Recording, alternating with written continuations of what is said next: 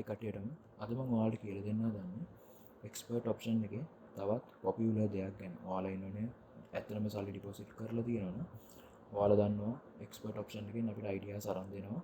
Expert ideas market එක මොන වගේද තියෙන්නේ කියලා. ඉතින් ඔයාලට පේනවා ඇති මම මේ USD ජපන් තෝරගෙන ඉන්නේ.